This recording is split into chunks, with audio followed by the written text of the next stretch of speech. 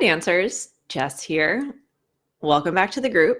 If you are doing the challenge, this video is for you, but if you're not doing the challenge, hopefully you can benefit as well. So we're on day 3 of the challenge, where today we'll actually talk about some of your food choices. Days 1 and 2 were kind of more about the mindset around some things, around your body goals, making sure that you're in a positive headspace to support you in reaching goals. As I chatted about in the last video, you really need to get the mindset piece straight in order to reach your body goals healthfully and sustainably. So I got a great question that I wanted to talk about since today is about food. If you have your challenge workbook, which you should have from days 1 and 2, it was in both emails. I updated in the second email to make sure you had the correct 2020 workbook.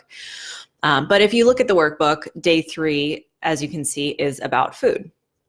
And I got this great question from someone in the challenge where they asked, should you focus on food or exercise first to achieve your body goals? So, I always say this because it's, as much as these things have been studied, the vast majority of studies show that the food piece is more essential to reaching body goals than the exercise piece. And it's worth mentioning or worth reminding you that as dancers, you're likely at an activity level that's much higher than most people anyway. So the odds that you need to increase your exercise in order to reach your body goals are quite slim. It's not likely that that's the missing piece for you. Now, there are caveats, of course. If your body goal is to tone your muscles more and to strengthen, and you already feel like as far as body size, you are where you want to be, that's going to be a question of different cross-training exercises, figuring out what actually gets you to activate the muscles the way that you need to achieve that level of body toning that you desire. Now, if your body goal is weight loss, or if your body goal is even weight gain, or if your body goal has to do with energy and the way, or stamina, all of those things likely have to do with the food piece more than the others. Now, in today's Best Body Challenge email, I'm going to include links to some posts on the Whole Dancer blog where I chatted about how to figure out what food shifts are going to help you get to your body goals and what those food shifts might be. Because I think that a lot of times we're like, yeah, I think something should change, but you have a hard time sort of deciding what to change. And I am a big advocate for experimentation because unfortunately, it's the easier road, and the road we often go down, most people often go down, is picking a diet, picking some new diet to follow to reach your goals. So you'll say, oh, I want to lose weight, so I'm going to let's do keto because that's popular these days. I'm going to go on the ketosis, go get my body into ketosis and, lose weight that way.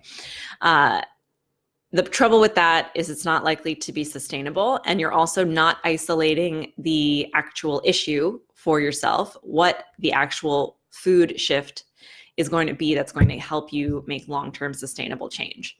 So with experimentation, the concept is to look at your overall meal plan, look at what you're eating for breakfast, lunch, and dinner, and shift one thing. We want to only, just like you used to do in science lab, you want to pick one variable. So you'll keep everything else constant and change one thing. So say you have yogurt for breakfast and you're wondering if having a non-dairy breakfast is going to be better for you from an energy perspective or in order to help you reach your goals. You'll shift that one thing.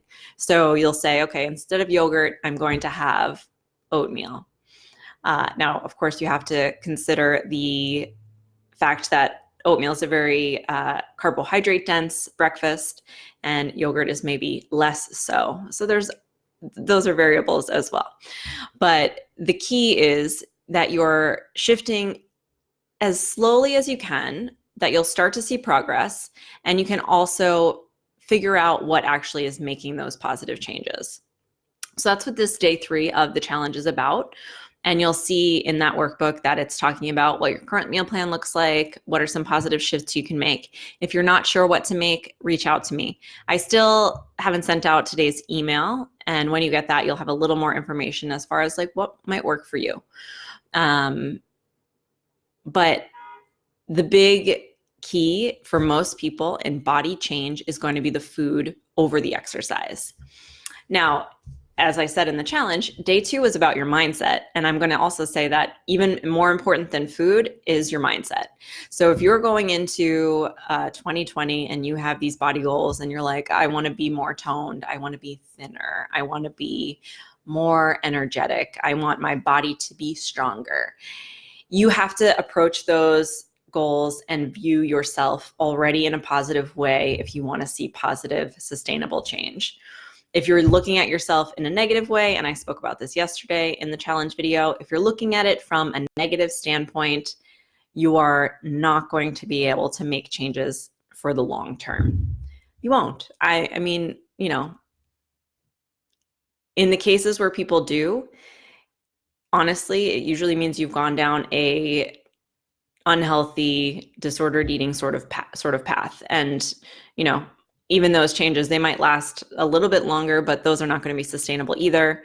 You're going to hit a wall. You're going to come to a point where either your dancing is suffering because you're not giving your body what it needs, or you get injured, or, you know, you need some more serious level of support and recovery. So really it is. Mindset is first. Food is second. Exercise in most cases is third. Like I said, when your goal is all about toning or it is about muscular strength in order to perform specific technical elements better, then it might be a question of what exercises are going to help me get there. We do talk about exercising in the challenge. We're going to talk about cross training. I believe it's tomorrow. So day 4. But yeah, for most of those body goals, it's going to be food. If you're not sure and you're in the challenge, or even if you're not, and you have a body goal and you say, I don't really know, A, like if I have to focus on food or exercise first, or B, you know, what shifts to make, feel free to reach out to me. Send me an email, jess@thewholedancer.com. I'm happy to advise. But like I said, in today's challenge email, I'm going to send out some links to blog posts where I speak specifically about if you want to see this shift, or if you are noticing this in your food plan, try shifting this, try making this change.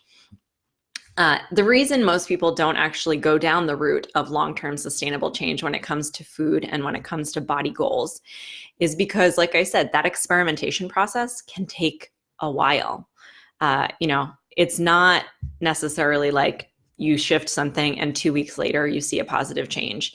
You might actually shift something and 2 weeks later you feel that you have seen changes in the opposite direction. Like you're not going in the path or in the direction of your body goals.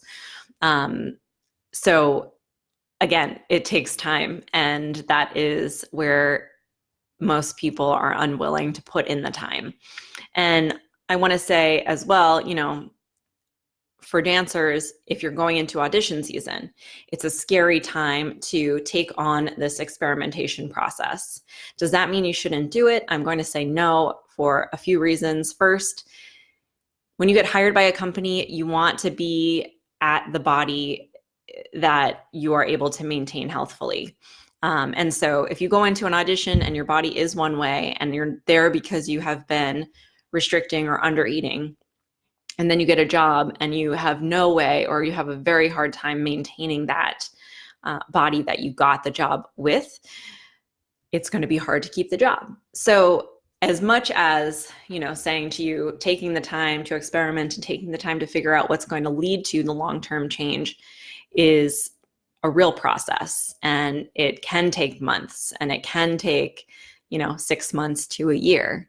And knowing that it can be challenging within that time to stay on course.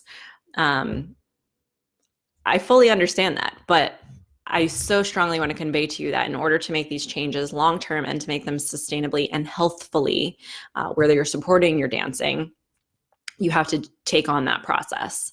You know, beyond the challenge, the Dancer's Best Body program is created to help you do that. This is a program I've now run for a few years through The Whole Dancer, and the most exciting part of it for me is to see people make the changes, and to see the ones who sometimes go through the program once and don't see all the changes they want, but then they come back 6 months later and go through it again, because you get lifetime access with the program, so you can go through it over and over and over again. And then they start to see things click. And then it starts to make the shifts and they realize, oh, this is what Jess was talking about with this program and with long-term sustainable change. It takes a process. It takes the mental click first. Then it takes the food experimentation, which can take a while. And depending on the goals, then it might be a question of what specific exercises or cross-training pieces should I explore or change to make my goals actually happen and to reach them. But I would say the cross-training piece, food as well, but cross-training even more so.